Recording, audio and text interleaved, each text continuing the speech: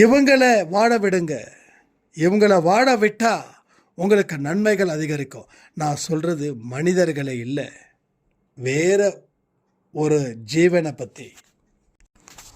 சாய்பா பார்த்துக்கிட்டே இருக்கிறாரு. எத்தனை தடவை தான் திட்டு வாங்குவீங்க?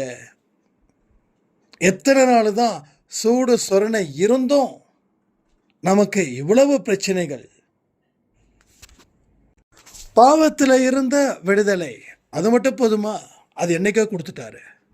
அப்போ வேற ஒரு விஷயத்தை தான் இந்த பதிவில் அவர் என் மூலமாக சொல்லியிருக்கார்.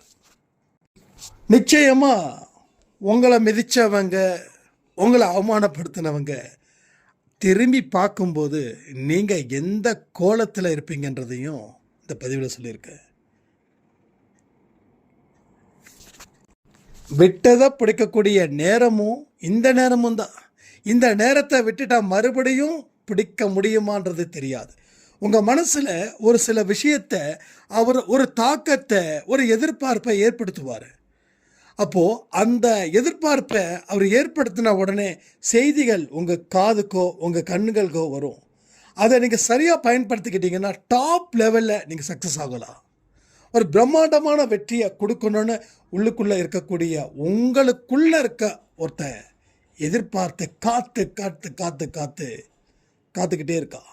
ஸோ அவனுக்கு நீங்கள் தீனி போடணுன்னா பதிவை கேளுங்க, செயல்பட துவங்குங்க. வாழ்க்கையில் வெற்றிகரமான மனிதராக வாழ்வதற்கு தகுதியானவர்கள் நீங்கள் தான் அப்படின்னு சொல்லி சாயப்பா ஒரு உறுதிப்படுத்துவார் இந்த பதிவின் முடிவில்.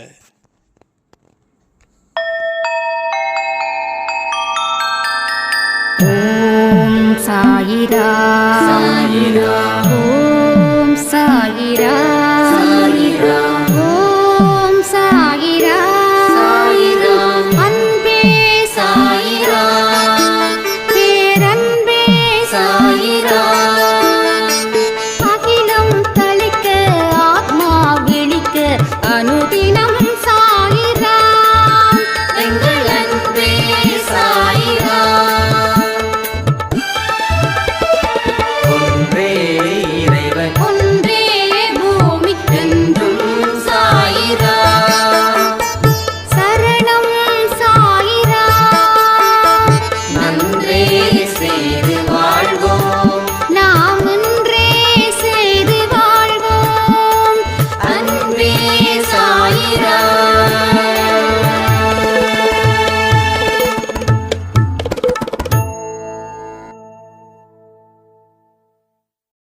சாய்ராம்.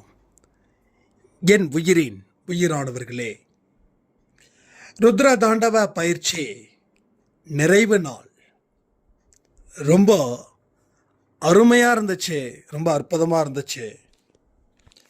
நம்முடைய மனக்கட்டுப்பாடு உண்மையிலேயே ஒரு எக்ஸலண்ட்டான ரிசல்ட்டை நமக்கு கொடுத்துருக்குது. வாழ்க்கையில் ஜெயிக்கணும் அப்படின்னா உடல் பலம் முக்கியம். ஆனால் அதை விட மனபலம் அதை விட 1000 மடங்கு முக்கியம். உடல் பலத்தை விட மனபலம் 1000 மடங்கு முக்கியம். உடலால் எதை வேணாலும் செஞ்சிடலாம், ஆனால் மனதால் செய்வது அப்படின்றது ஒரு பெரிய கடினமான ஒரு விஷயம். அந்த 48 நாள் பயிற்சியில் நீங்கள் உங்கள் மனக்கட்டுப்பாடை பிரம்மாண்டமாக செதுக்கி வச்சிருக்கீங்க. ஒரு வாழ்க்கையில் ஒரு திருப்பு முனையை நாமளே ஏற்படுத்துறது அப்படின்றது பெரிய விஷயங்க.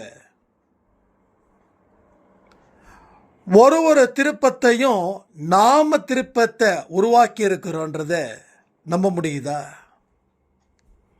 இன்னைக்கு செய்த பயிற்சி, இதில் இருக்கக்கூடிய அந்த உணர்வு, இதில் கிடைச்ச ஒரு கட்டுப்பாடு, இதில் செய்த ஒரு தியாகம் வரக்கூடிய ஜென்மத்துக்கும் உங்களுக்கு பலன் அளிக்கும் அப்படின்னா நம்ப முடியுதா? நம்ம தாத்தாவுக்கு தாத்தா நட்டு வச்ச மரம் இன்னைக்கு நாம அனுபவிக்கிறோமா இல்லையா? தாத்தா நட்டு வச்சாருன்னா தாத்தா இந்த உலகத்தை விட்டு போகும்போது அவர் செய்ததும் இறந்து போயிடுதா? இல்லையே. அது இன்னமும் நமக்கு உதவிதானே செய்யுது. அதே போல நீங்க இந்த ஜென்மத்தில் கத்துக்கிட்ட வினை செய்த செயல் எல்லாமே வரக்கூடிய எல்லா ஜென்மத்துக்கும் உங்களுக்கு பலன் தரும். அந்த பாயிண்ட்ல நீங்க ஸ்ட்ராங்கா இருந்தீங்க. அப்படி இருந்ததால வரக்கூடிய ஜென்மத்துக்கும் இந்த பயிற்சியில கிடைச்ச பலன்கள் உங்களுக்கு கோடி நன்மைகளை 100% தரும். லட்சம், கோடி, அதை தாண்டி இன்னும் எத்தனை கவுண்டிங் இருக்கோ அத்தனையும் நல்ல சிறப்பான ஒரு தொடக்கத்தை இந்த ஜென்மத்தில் மட்டும் இல்லை, வரக்கூடிய எல்லா ஜென்மத்திலையும் தரும். இந்த 9 கட்டளைகளை நிறைவேற்றினவங்களுக்கு பெரிய ஒரு இது. ஏன்னா என்னால் கூட இதை செய்ய முடியல. ஆனால் அந்த 9 கட்டளைகளை செஞ்சவங்க சிலர், பட் அவங்க வாழ்க்கையில் நிறைய மாற்றத்தை கண்கூடாக பார்த்துருக்காங்க. எத்தனையோ சாய்ராமுக்கு தன்னுடைய மகளுக்கு கல்யாணம் ஆகாதா, அங்கே இருந்து ஸ்டார்ட் ஆகுது. ஈவன் என்னையும் சேர்த்து அடுத்தது குழந்தை வரும். பயிற்சி தொடங்கின 15 நாளில் ஒரு மிராக்கல் நம்ம அன்பே சாயப்பா ஏற்படுத்திட்டார். 15 நாளில் அவங்க அதை 9 ரூல்ஸையும் ஃபாலோ பண்ணாங்க. இப்போ வரைக்கும் இந்த நாள் வரைக்கும் ஃபாலோ பண்ணுறாங்க. ஏன்னா தினமும் அவங்க அந்த 9 இதில் பாயிண்ட் வச்சுக்கிறாங்க. எல்லாமே பார்த்தீங்கன்னா 7லேருந்து 10.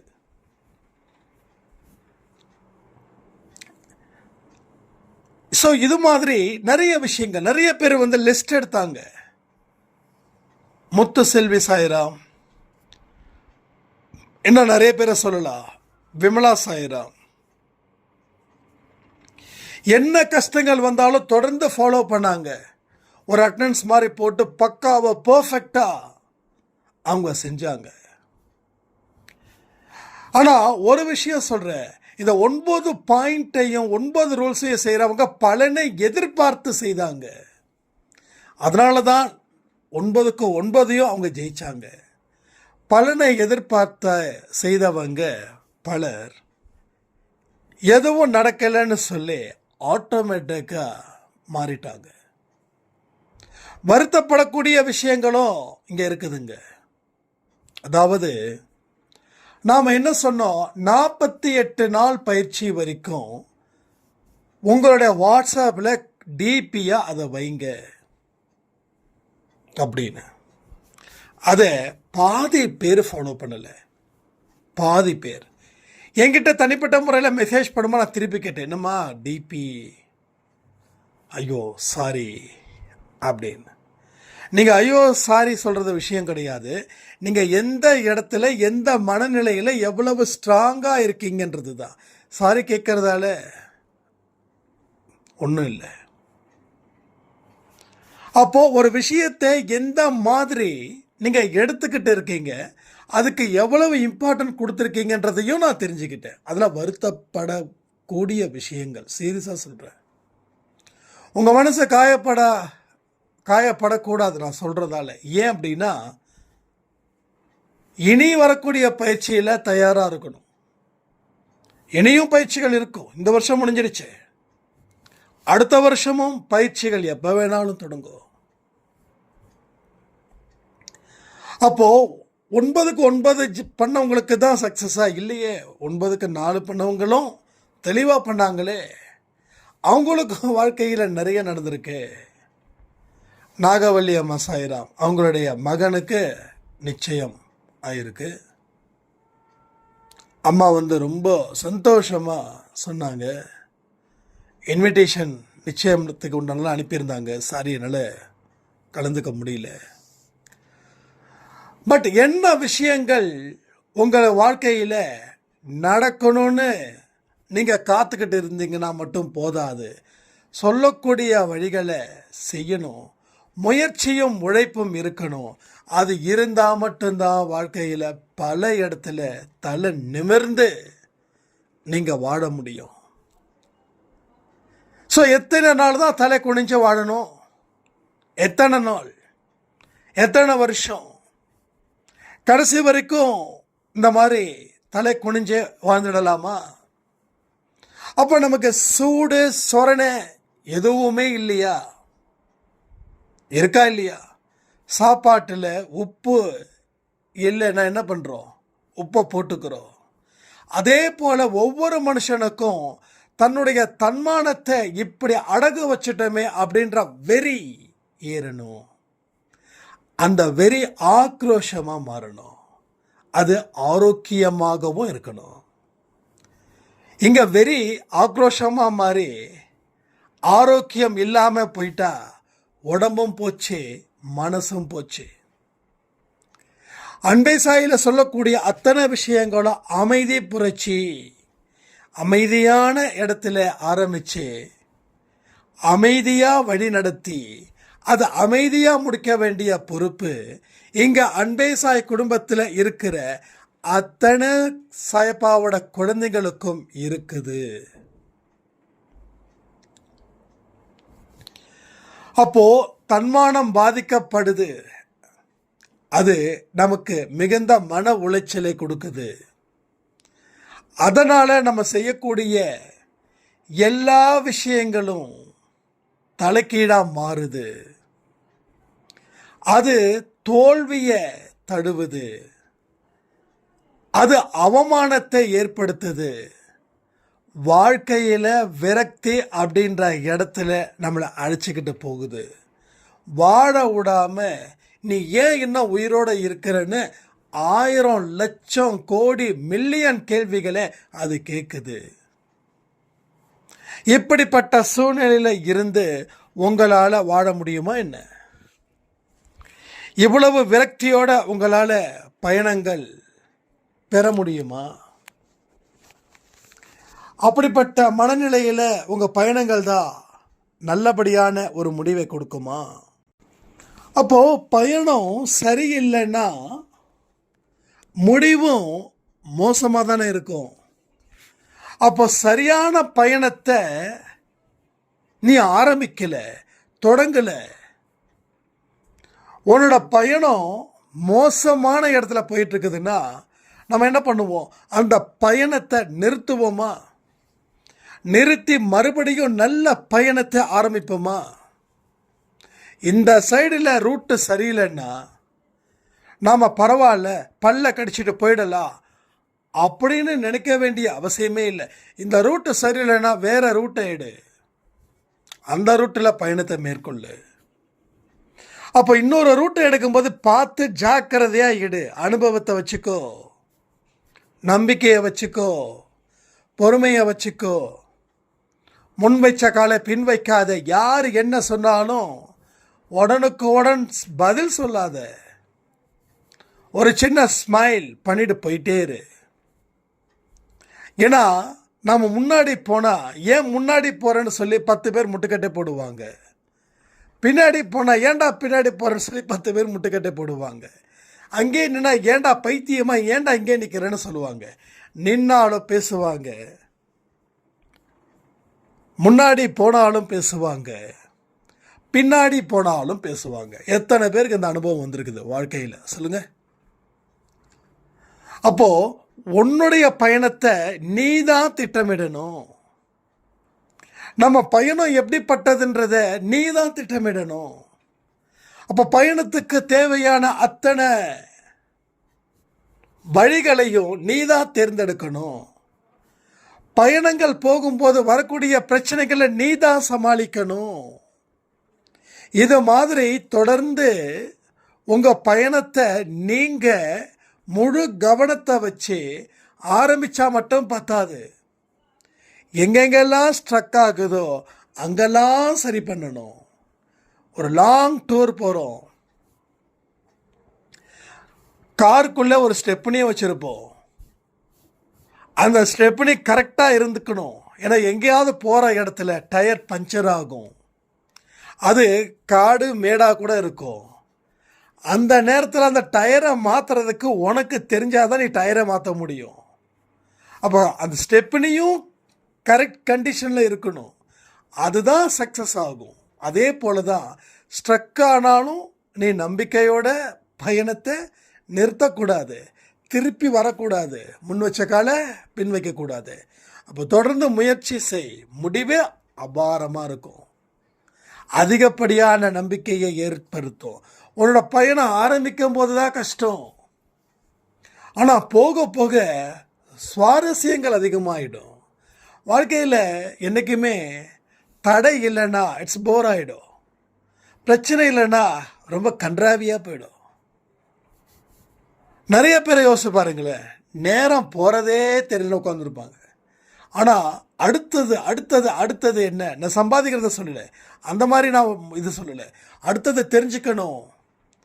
அது நம்ம வாழ்க்கைக்கு அமைதியையும் அவர் அமைதி புரட்சியையும் ஏற்படுத்துவது போல அமைதியோட பொறுமையோட சிரிச்ச முகத்தோட கற்றுக்கிட்டே இருந்தீங்கன்னா உங்கள் வாழ்க்கை ஒரு நாளும் பயணம் ஆரம்பிக்கிறது நீங்கள் தூங்கி எப்போ எழுந்திருக்கிறீங்களோ அப்போது காலையில் அதிகாலையில் பயணம் முடிகிறது. அந்த இரவு எப்போ பெட்டுக்கு போகிறீங்களோ அந்த டே இஸ் கம்ப்ளீட். அப்போ காலையில் ஆரம்பித்த பயணம் இரவு அந்த பயணம் முடியுது. இன்றைய நாள் முடிஞ்சிடுச்சு, வேறொரு பயணம் மறுநாள். அப்போ ஒரே மாதிரியான பயணத்தை நாம் பயணப்பட்டால் நமக்கு போர் அடிச்சிடும்ல. அப்போது மன ரீதியான சில விஷயங்களை தெரிஞ்சிக்க ஆசைப்படுங்க, முயற்சி பண்ணுங்க. உங்கள் ப்ராக்டிக்கல் லைஃப்பில் அதை அப்ளை பண்ணுங்க. அதை அப்ளை பண்ண பண்ண பண்ண பண்ண உங்களுடைய மனநிலையில் ஒரு மிகப்பெரிய தைரியமும் மிகப்பெரிய நம்பிக்கையும் ஏற்படுத்தி உங்கள் வாழ்க்கையில் அமைதி புரட்சியை உங்களால் ஏற்படுத்த முடியும். நான் இங்கே பேசுகிறது எல்லாமே அமைதி சம்பந்தப்பட்டது, ஆரவாரம் இல்லாதது. ஆரவாரத்தோடு நம்ம வாழ்க்கையை வாழ வேண்டாம், ஆடம்பரமான வாழ்க்கை கூடாது. எளிமை உன்னுடைய ராஜ்யமாக இருக்கட்டும். நீ எந்த அளவுக்கு சிம்பிளாக இருக்கிறியோ அந்த அளவுக்கு இரு. எந்த அளவுக்கு ஆசை குறைச்சி இருக்கிறியோ அந்த அளவுக்கு இரு. அப்போ தான் உன்னோட உடலும் உன் மனமும் தப்பிக்கும்.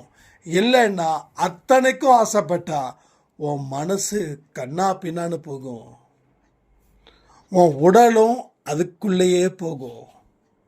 உன்னோட உடல்வு தளர்வாகும். 40 வயசில் 60க்கு மேலே ரொம்ப கஷ்டம். ஆனால் 100 வயசு வரைக்கும் நீ உடல் ரீதியாகவும் மன ரீதியாகவும் நீ ஸ்ட்ராங்காக இருக்க கற்றுக்கோ. இது எல்லாமே அன்பே சாயில இருக்கு. 1 இல்லை 2 இல்லை. ஒரு சாய்ராம் சொல்லியிருந்தாங்க, நான் ஏதோ சாய்ப்பா பற்றி பேசுவீங்க, விளக்கு ஏற்றுறதை பற்றி பேசுவீங்க, எந்த திசையில் வணங்குறத பற்றி பேசுவீங்க அப்படின்னு பார்த்தா நீங்கள் பேசுகிற எல்லா விஷயத்துலேயும் சாயப்பாவை தொடர்பு படுத்துறீங்க. அது இயற்கையாகவே இருக்கு, செயற்கையாகவே இல்லை.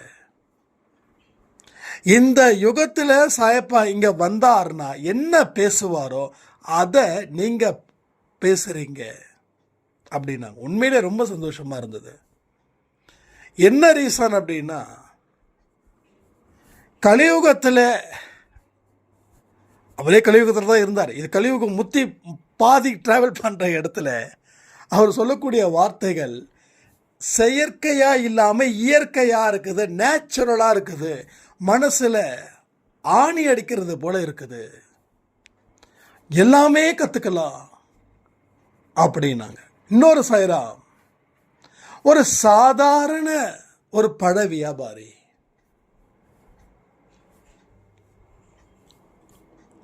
தள்ளு வண்டியில் வியாபாரம் செய்கிறவர். அவர் ஒரு நாளும் நம்ம அன்பே சாயிலையோ சரி, இல்லை மற்ற சேனல்ஸில் ஆடியோ கொடுக்குறதோ சரி, அதுவே தான் தொடர்ந்து ஓடிக்கிட்டே இருக்குமா. அதை பார்த்துக்கிட்டு அதை கேட்டுக்கிட்டு தான் அவர் தன்னுடைய வேலைகளை செய்வாராம். ஆரம்பத்தில் வியாபாரம் ரொம்ப மந்தமாக இருந்தது, போக போக வியாபாரம் ஜாஸ்தி ஆகுது. இவர் என்ன பண்ணுறாரு, பழத்தை அழுகின பழத்தெல்லாம் கொடுக்காம நல்ல பழத்தை கொடுத்து எக்ஸ்ட்ரா ஒரு பழத்தையும் கொடுத்து கொடுத்து கொடுத்து இன்னைக்கு ஒரு பெரிய கடை, அந்த இடத்துல ஃபுல்லாக வாழைப்பழம், ஏகப்பட்ட ஆர்டர்ஸ் அவருக்கு. கடையில் இருந்து வாங்கிட்டு போகிறாங்க. சத்தியமாக நான் எதையும் நினச்சும் உங்கள் ஆடியோவை கேட்கல, என்னமோ ஒரு விஷயம் என் மனசில் ஓடிக்கிட்டு இருந்தது. நாம் சரியில்லையோ அப்படின்னு நினைக்கும் போதெல்லாம் உங்கள் ஆடியோ கேட்பேன். எஸ், நான் சரியில்லை, இதை மாற்றணும் அதை மாற்றணும்னு. இன்னைக்கு அன்பே சாயோட கலந்துருக்கிற எனக்கு ஒவ்வொரு இன்ஃபர்மேஷனும் என் வாழ்க்கையை அடுத்தடுத்த கட்டத்துக்கு அழைச்சிக்கிட்டு போகுது. இப்போ பிரச்சனைகளை பார்த்து பயப்படலை, பழம் விற்காமல் போயிடுமோன்னு சொல்லி பயப்படலை. ஒருவேளை பழம் விற்காமல் போயிடுச்சுன்னா இங்கே இருக்கிற 4-5 ஆர்பனேஜுக்கு நானே வண்டியில் எடுத்துகிட்டு போய் கொடுத்துருவேன். இப்போ அதுவும் எனக்கு ஒரு தர்மத்தை கடவுள் செய்கிறது போல என்ன இது பண்ணுறாரு. நீங்கள் சொல்கிற மாதிரி காரில் இறங்குறவங்க கூட போட மாட்டாங்க, நம்மளை மாதிரி ஆளுங்க தான் அடுத்தவனோட வழியை புரிஞ்சுக்கிட்டு போடுவாங்கன்னு எனக்கு புரிஞ்சுது. எனக்கு இன்றைக்கி படம் விற்றாலும் விற்கலைனாலும் அவங்க மற்ற ஆர்பனேஜுக்கு செய்ய வேண்டியதை நான் செஞ்சிடுறேன் அப்படின்னாங்க. ஸோ அன்பே சாயில் வந்தால் தர்மம் செய்யணும் அப்படின்றத கூட இயல்பாக ஆக்குறாரு, இல்லை அவரே அதை கட்டாயமாக ஆக்குறாரு. உங்களால் உதவிகள் செய்ய முடியாமல் இருக்க முடியாது அப்படின்ற ஒரு மனநிலையையும் அவர் ஏற்படுத்துகிறார். நிறைய பேர் நான் 1ஆம் தேதி தான் பண்ணணுமா, நான் எல்லா நாளும் பண்ணக்கூடாதா, நான் தான் சொன்னேன் பெரிய கும்பிடு போட்டு செய்யுங்கம்மா. இது நமக்கு கிடைச்ச பாக்கியம். இது அவ்வளோ சீக்கிரம் யாருக்கும் அந்த மனநிலை வராது.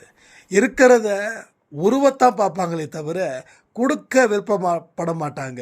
ஆனால் அன்பே சாய் குடும்பமும் அவ்வளவு அற்புதமான அழகான, சத்தியமாக சொல்கிறேன், மனசில் இருந்து சொல்கிறேன், சொல்கிறதுக்கு வார்த்தை சத்தியமாக இல்லை, சொல்கிறதுக்கு வார்த்தையும் இல்லை, என்ன பண்ணுறதுன்னு எனக்கு தெரியல. ஸோ அந்த அளவில் உங்களுடைய உதவிகள் சும்மா டான் டான் டான் டான் டான் அப்படின்னு நடந்திருக்குது.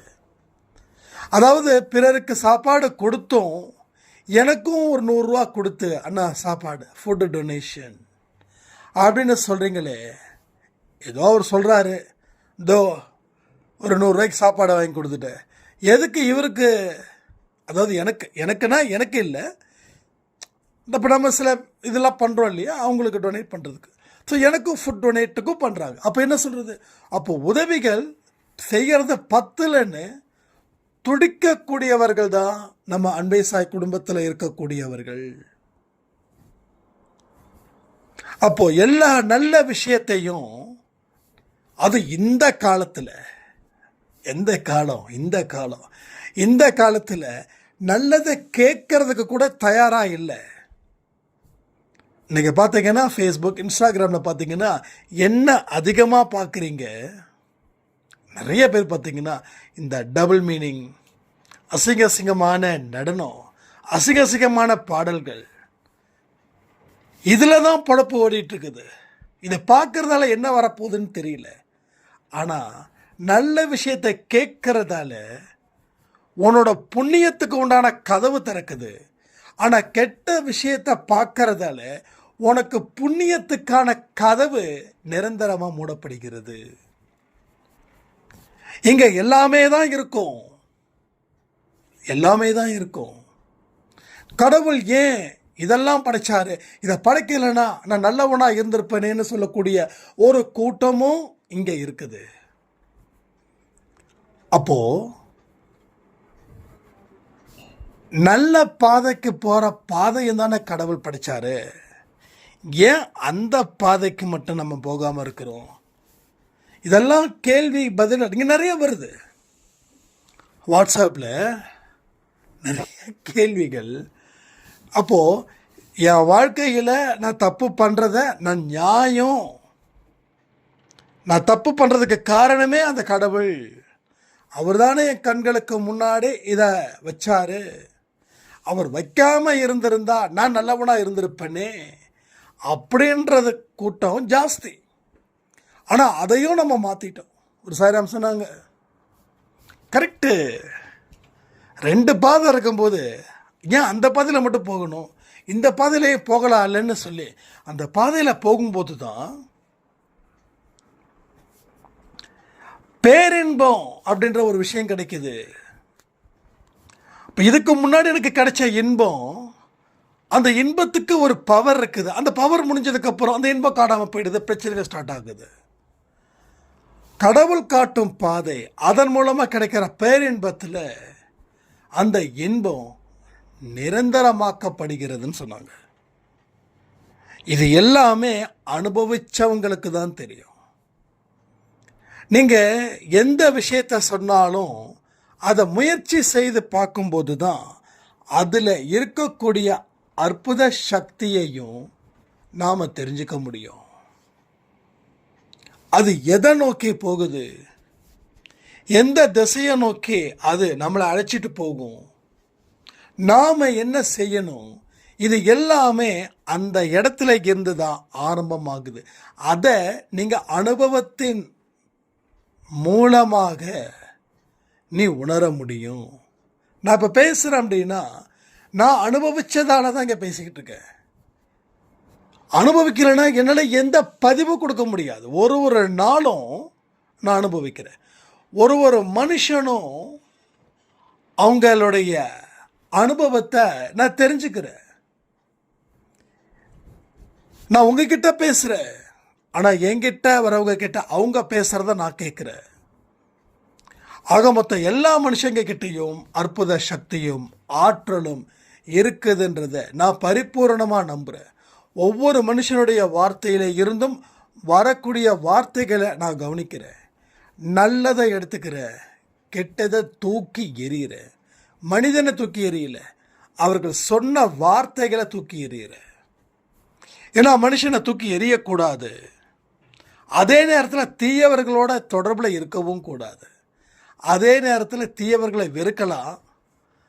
பட் தீயவர்களுக்கு பிரச்சனைகள் வந்தால் அவங்க நம்ம உதவி கேட்டால் உதவிகள் செய்யறதுல கூட நாம் தயங்கக்கூடாது. உதவிகளை செய். ஏன்னா அவனும் கடவுளுடைய ஒரு படைப்பு. அப்போ இது எல்லாமே எங்கே இருந்து ஸ்டார்ட் ஆகுதுன்னா இஸ் எக்ஸ்பீரியன்ஸ்.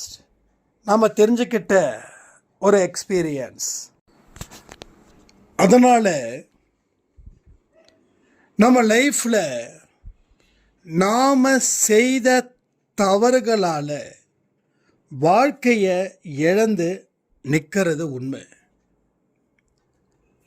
இதை ஒரு அனுபவமாக எடுத்துக்கிட்டா வாழ்க்கையை வாழ ஆரம்பிச்சிட்டா ஜெயிக்க போகிறதும் உண்மை. யாருடைய வாழ்க்கையும் எங்கேயும் எப்பையும் முடியவே இல்லை. எந்த மனுஷனுடைய வாழ்க்கையும் முடிவில்லை. யாருக்குமே மரணமே இல்லை. மரணன்றது இல்லை. ஏன்னா மரணம் அப்படின்றது உடல் அழிஞ்சதால நீங்கள் மரணம்னு சொல்கிறீங்க. உடல் வந்து அப்படி கிடையாதுங்க. ஒரு சின்ன உதாரணத்தை சொல்லவா? குழந்தையா இருக்கும்போது என்ன சைஸில் இருந்தோம், இப்போ என்ன சைஸில் இருக்கும். ஸோ உடல் நிரந்தரம் இல்லை. கை குழந்தையா ஒரு 1/2 அடி இருந்திருப்போமா, இல்லை 1 அடி இருந்திருப்போமா? ஆனால் இன்னைக்கு 1 அடி தான் இருக்கோமா? உடல் மாறிக்கிட்டே இருக்கும். அப்போ உடல் நிரந்தரம் இல்லை. ஆன்மா தான் நிரந்தரம். எல்லா நன்மைகளும் நமக்குள்ளே இருக்குது. அது கொஞ்சம் வாழ வழிவிடுங்க. எல்லா தீமைகளும் நமக்குள்ள இருந்ததை நீங்கள் வாழ வழிவிட்டதால அது தீமைகளாகவே மாறுச்சு. இப்போ நன்மைகள் இருக்குது, நீங்கள் வாழ வழிவிட்டா அந்த நன்மைகளும் வாழும், உங்கள் வாழ்க்கைக்கு நன்மையையும் கொடுக்கும். சரியா? ஸோ இன்பமும் துன்பமும் பிறர் தர வாரா, இந்த வார்த்தை எத்தனை பேருக்கு அர்த்தம் தெரியும்? சரி, அர்த்தம் தெரிஞ்சவங்க அந்த வார்த்தையின்படி தான் உங்கள் வாழ்க்கையை வாழ்ந்துக்கிட்டு இருக்கீங்களா? இதுக்கு பதில் சொல்லுங்கள். அப்போது நாம் எந்த மாதிரி மனநிலையை உருவாக்கி வச்சுருக்கோமோ அதை பொறுத்து தான் இங்கே எல்லாருடைய வாழ்க்கையையும் விளக்கேற்றுவார் சாயப்பா. அந்த இடத்த நீங்கள் தக்க வச்சுக்கோங்க. உங்கள் வாழ்க்கை என்றைக்கும் சீரோ சிறப்பமாக இருக்குன்னு சொல்லி இந்த பதிவை நான் முடிக்கிறேன். ஜெய் சாய்ராம்.